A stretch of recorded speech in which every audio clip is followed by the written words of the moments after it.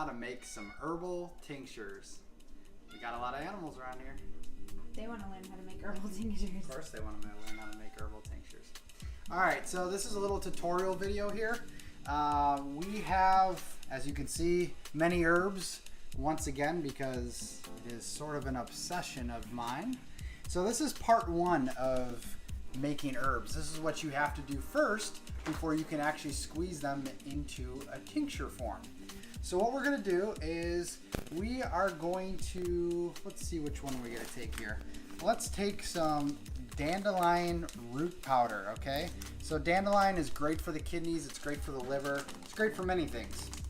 So what we want to do is we want to open it up. And you know what, I always buy things in powdered form because when you do make tinctures, you want to make sure that they're in powdered form because the alcohol, the menstruum, will soak it up a lot easier than using something like this in its whole form, which is fine, but we'll just have to grind this up.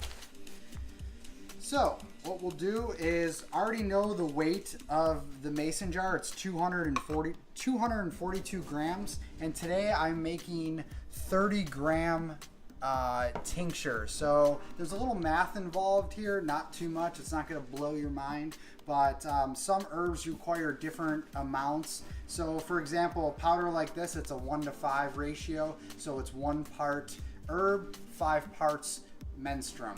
So in this case, we are going to take, since we're doing 30 grams, we're going to times that by 5, equaling 150 milliliters of, 150 milliliters of our menstruum, which equals a little bit over 5 ounces. So I'm going to just get this in here, make sure I equal 30. So this measured at 242, so I want to get to 272. And that's, let's see, that will do it. So what we'll do now is we'll put that down. We will take our measuring cup here. Now I use vodka. Each herb can require different amounts of alcohol. It's safe to say 40%, 40 to 50% will do for most leaves. When you get into the roots and things like that, it's a little bit different. You might want to go a little bit higher of a percentage. But right now, we're just using the standard 80 proof vodka, 40% alcohol. And so now I reached about 5 ounces, and I will pour my menstruum in there. Now I'll put that down, seal this up. You want to make sure 2 things. 1, label. If you don't label, you're not going to remember which herbs you are making.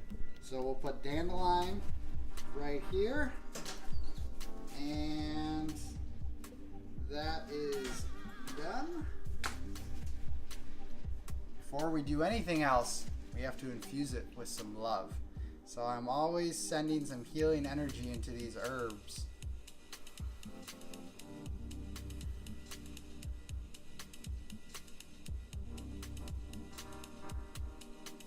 And there we go. Just want to give it a little shake.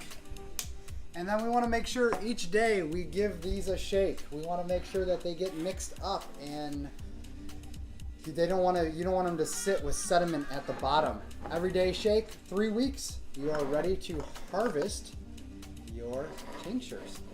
So there you go. There's 4. I'm going to be making a lot more today. I'm hard at work in the lab. See you guys. Welcome to part 2 of making herbal tinctures 101.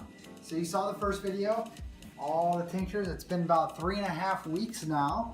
I've been letting these soak and shaking them every single day to make sure all the sediment gets stirred up and making sure that we're creating a solid tincture. So the second part of the process, what do?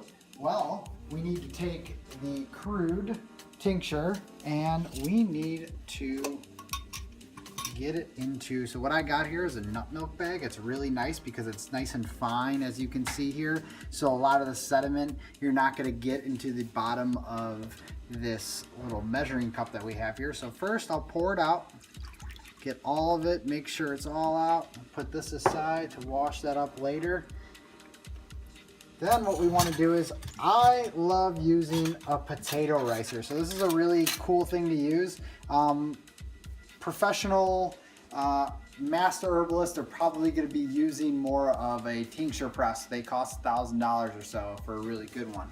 But if you don't have that, what you can do is you can use a potato ricer, which I've never used before except for herbal processes. I'll stick all of that in there and make sure, I'll hang this over the side, and I want to squeeze the rest of that remaining liquid out and really get it all out of there. I don't like wasting anything at all.